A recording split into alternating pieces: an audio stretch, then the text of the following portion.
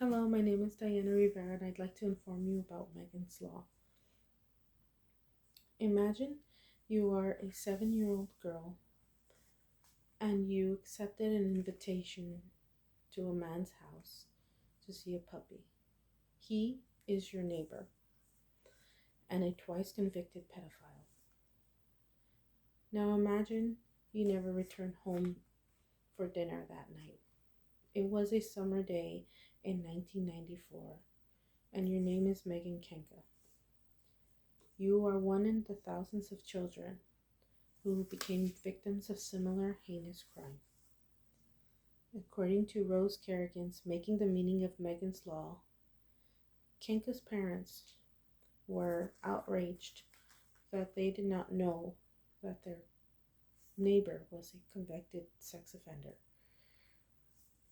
They decided then to create a movement, reform laws, and elected officials to help enact Megan's Law, which was named after their daughter.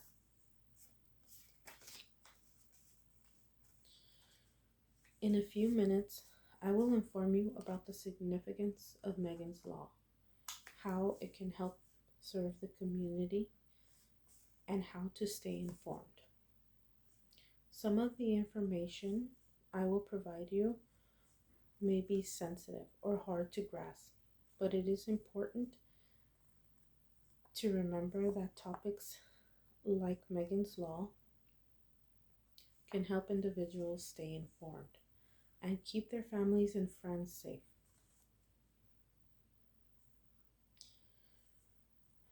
My goal is to help you understand what Megan's Law is. I will talk about statistics regarding sex offenders and how Megan's Law helps your community. Lastly, I will reveal ways to keep you informed and provide some resources. Let's begin by understanding what Megan's Law is. According to the Megan's Law website, Megan's Law took effect in 1996. After tragic events involving missing and exploited children, a law was passed to notify the public of registered sex offenders in the surrounding community and to notify the surrounding community of nearby sex offenders who may reside in range. This means that the public can be aware if there are any risks of sexual violent offenders in the area.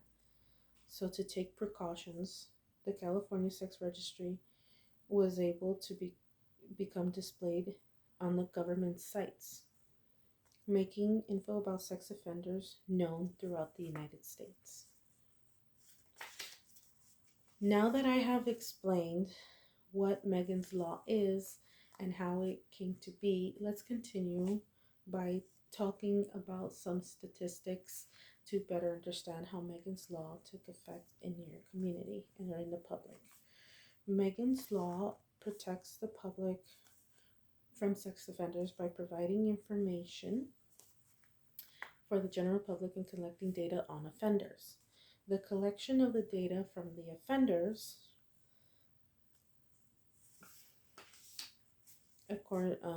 is used to identify them for police officials and victims. According to Jill Livingston, in her journal, Failure to Register Laws by Public Safety, they state that sex offenders who fail to register are believed to be at an increased risk for sexual recidivism, which means that offenders who do not register, it can increase their chances of offending again because they believe that they are not being monitored. According to Rob Gabriel's article, Sex Offender Registry Statistics, approximately 795,000 people were listed as sex offenders as of 2024. That is 800 more than in 2023. Although this means that there are more offenders, it also means that there are more reports, and registries on sex offenders. Here we can see the number of sex abuse cases per thousands of children. Here's a map of the United States, and it is Arkansas who has the most number.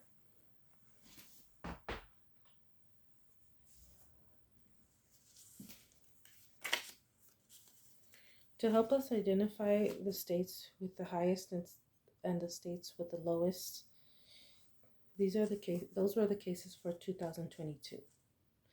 The collection of data helps communities by creating public awareness and safety. It can also help law enforcement monitor and keep track of offenders. Families can then feel more safe and secure when they are able to control the surroundings and decide plans and according to their location. We have come very far, but lastly, I will reveal some resources and ways to keep yourself and your family safe. The difference between an uninformed and an informed individual is seconds away. There are more websites, more applications in the community since 1994. Sources are everywhere.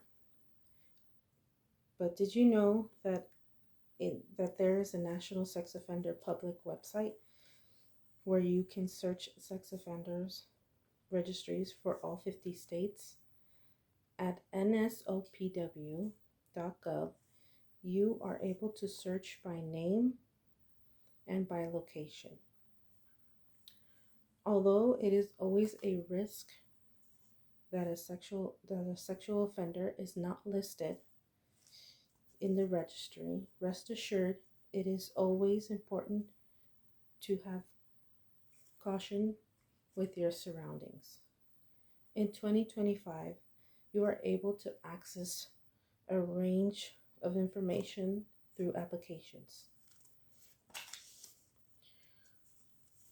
This can be accessed through your cell phone.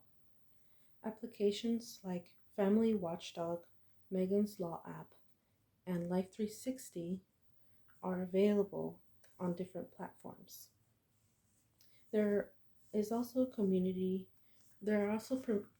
programs and meetings that you can attend in your city.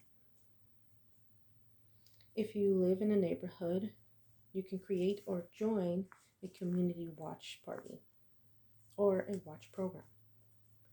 Being safe outside in the public is not enough sometimes, but it is important to understand that sex offenders can also be online. There are many safety online courses that one can take for free. These trainings can help children and teens recognize the signs of abuse and prevention.